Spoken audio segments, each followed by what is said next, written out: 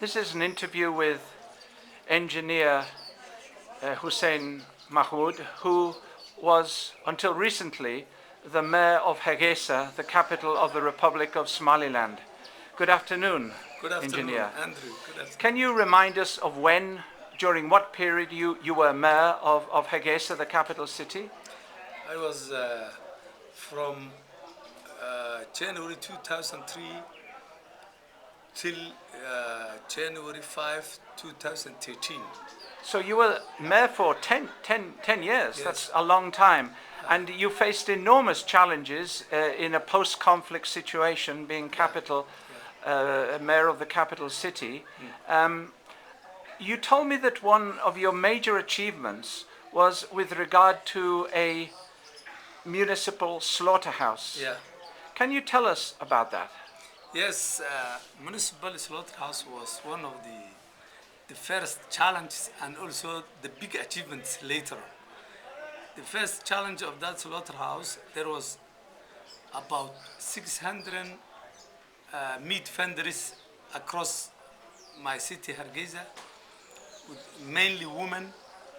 And then we tried to, they have been practicing their activity on slaughtering on an old colonial time slaughterhouse, open. That became so unhygiene, and it was also risky for these women because they used to come early in the morning after 2 a.m. when it's dark, cross a river, and then they might meet any situation risk for them. And so you decided to build a Then slaughterhouse. I decided to build. But in a the house. early stages, There was a lot of challenges. They couldn't Yeah. understand. They were insisting to stay this old, dirty place.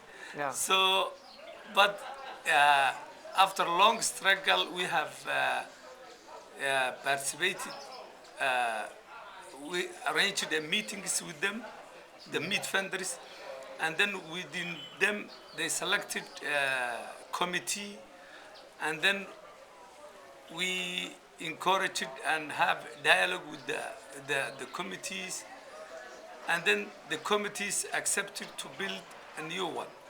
so it was the dialogue with the meat vendors, mainly women, 600 people, Yeah. who presumably had not in the past had much contact with the municipality. You had to build the trust with them. Yes, that what we were interested in, and before we didn't know, but later on we started to build trust with the municipality because they didn't believe that we will build a new slaughterhouse for them, and at the same time there was no contact between the local government and the meat vendors, and then there was a much challenge at that time.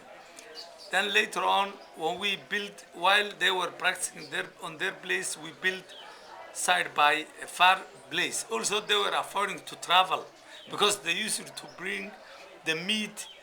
That place was nearer to the town, but they used to bring the meat with wheelbarrows and then move within the city and then bring at the center of the city. Yeah. So they were practicing that malhygiene practices of porting and using the meat and selling the meat, but that was a little bit distance, 4 kilometers away from the city.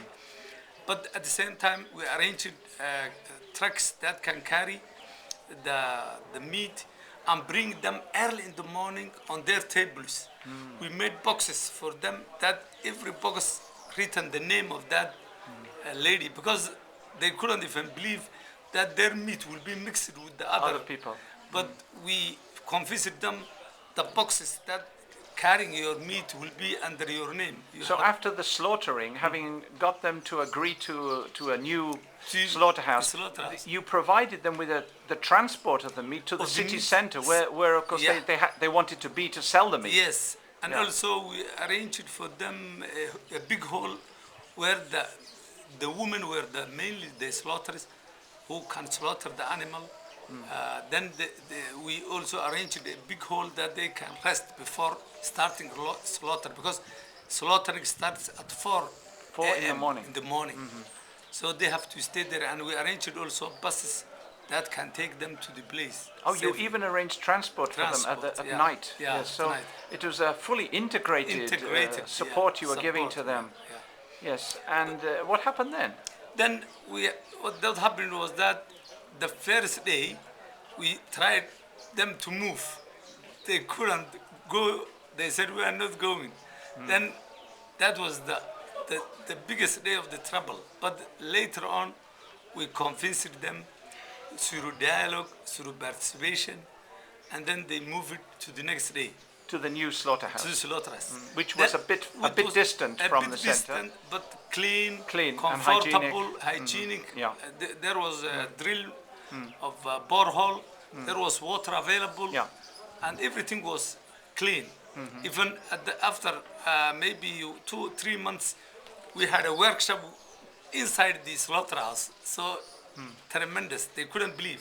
Later on, they realized that how the change was, and at the same time how in their hygiene and their safety increased and also improved. At the same time, the UN FAO, Food and Agriculture Organization, has arranged a series of trainings, training the meat vendors On food hygiene. on food hygiene, food safety, and also the best way to slaughter, cleaning of the, so giving some gears for slaughtering, and also overcoats. So it was lovely, and at the same time,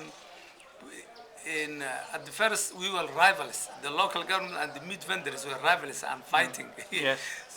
But after we have a good contact and dialogue and meetings, Somaliland Hergeisa vendors and the local government became good friends. Yes. So you built up trust We built a trust with the meat, between us, meat suppliers. and also at the same time, we in the committee and subcommittee of each market have close contacts with us, and we had monthly, twice meetings. And then what was good at that time, that slaughterhouse, we were not getting any revenue. It was about $20 per month. 200 only. $20. $20. Dollars only $20 a day.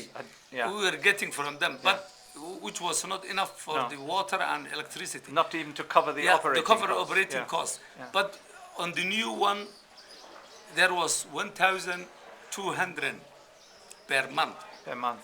or 2,000 according to the number. And that but was mainly enough to average. cover operating costs. Yes, even the operating costs, we made it public-private partnership with the other company, including local government and also private sector. So that was a good coverage for us. That was enough. Even we were not paying electricity, we were not paying water, because we drilled a rig we invested it earlier, and it was good. But at the same time, the good thing we did was that in order to maintain the sustainability of that slaughterhouse, we keep that money monthly, 1,200 up to 1,600 in a special account, and then we save it. Then till of the year, we got about 20,000 or something like that. Then we tried to reinvest. The poor women who are nearly to get bankrupt or get out of the business, because mainly the meat vendors are very poor people.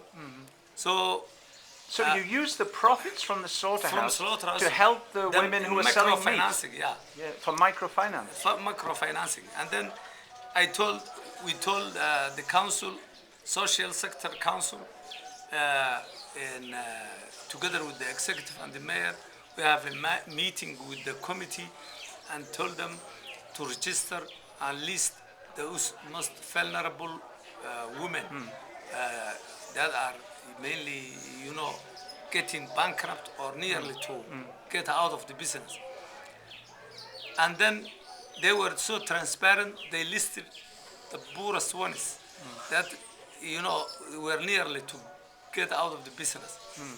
About 100. 100 mainly women. There was few men. Then, and mainly the meat vendors are mainly women. Then we brought them in the town hall, and then we had given them a parcel of $100 each. $100 each. Each, yeah.